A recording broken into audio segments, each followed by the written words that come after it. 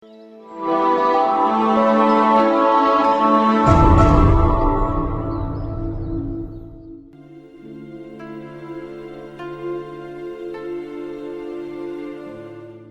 मेरे अजीज भाई और बहनों, आज हम पाकमा कैथोलिक कलीसिया के साथ मिलकर साल के दौरान छठे आम इतवार की पाक इबादत में शामिल हैं।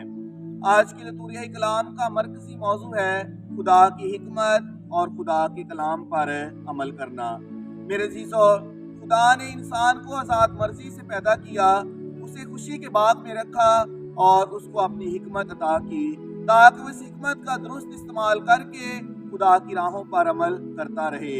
लेकिन इंसान ने अपनी आज़ाद मर्जी का इस्तेमाल करके वो गुनाह का मुर्तकिब हुआ और खुदा ने उसे खुशी के बाग से निकाल दिया। मेरे अजीजों, आज के कलाम में भी हमारे सामने दो तरह का इंतखाब रखा गया है कि हम पानी या आग को चुने, हम जिंदगी या मौत को चुने। तो मेरे अजीजों, पानी जिंदगी की अलामत है, जबकि जो आग है वो खात्मे की अलामत है, वो जिंदगी को ख़त्म करने की अलामत है, वो मौत की अलामत है। तो आज हम खुदा के कलाम और उसकी हिकमत का इस्तेमाल करते हुए आए हम जिंदगी का चुनाव करें ताकि हम खुदा से अपनी जिंदगी पाने के वारिस बने।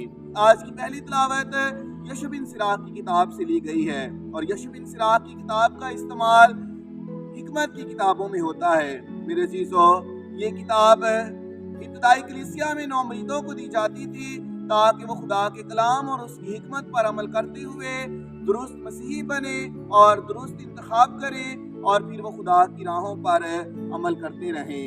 आज की इस किताब में भी हमारे सामने ये चुनाव रखा गया है, आए हम जिंदगी का चुनाव करें ताकि हम अपनी मौत से बचाए जाएं और ये इंतखाब करके हम खुदा की राहों पर चलते रहें।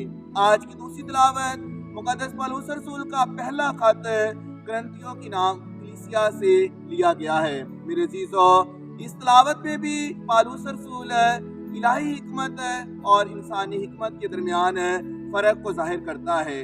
जो दुनियावी हिकमत है, इंसानी हिकमत है, वो खात्मे की तरफ लेकर जाती है, लेकिन जो इलाही हिकमत है वो हमेशा तक रहने वाली है और ये हिकमत हमें खुदा के साथ जोड़ती है।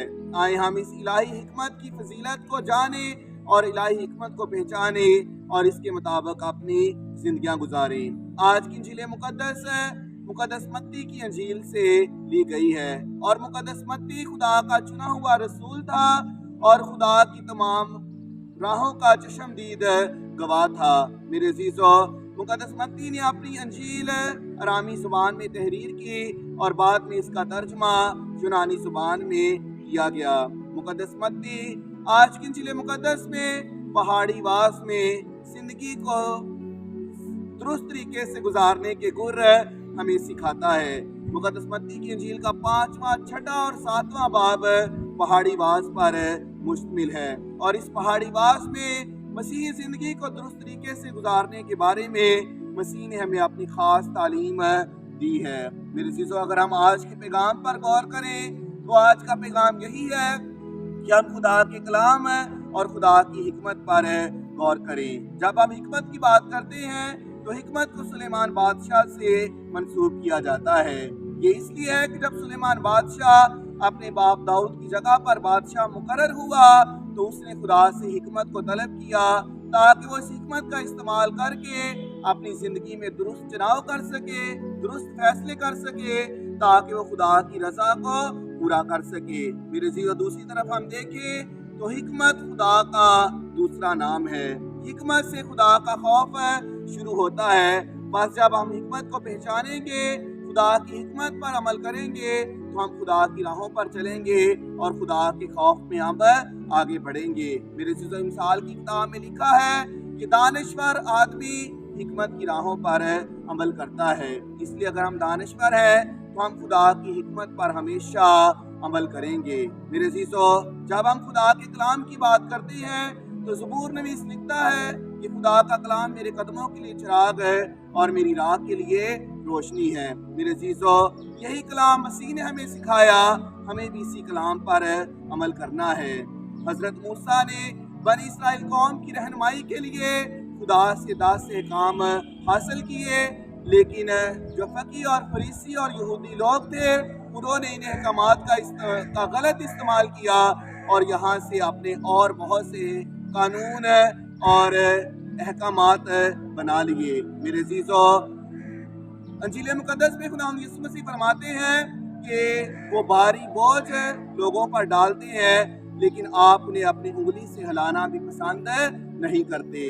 تو خدا ہمیں آج اپنے کلام پر عمل کرنے کی قوت عطا کرتا ہے، اس پر عمل کرنے کے لیے ہمیں وہ آج بلاتا ہے۔ میرے عزیزو، خداوند یسوع مسیح انجیل مقدس میں فرماتے ہیں کہ میں شریعت کو منسوخ کرنے نہیں آیا بلکہ شریعت کو پورا کرنے آیا ہوں۔ تو شریعت کو پورا کرنے سے مراد یہی ہے کہ ہم خدا کے کلام کو پورا کریں، اس کی باتوں پر عمل کریں، ہمیشہ اس کی راہوں پر چلتے رہیں۔ میرے عزیزو، خداوند یسوع مسیح کہتا ہے کہ جو میرا کلام سنتا ہے، اس پر عمل کرتا ہے، اس کو دوسروں کو سکھاتا ہے، وہ آسمان کی بادشاہی میں سب سے بڑا ہے، لیکن جو میرے کلام پر عمل نہیں کرتا وہ خدا کی بادشاہی میں سب سے چھوٹا ہے۔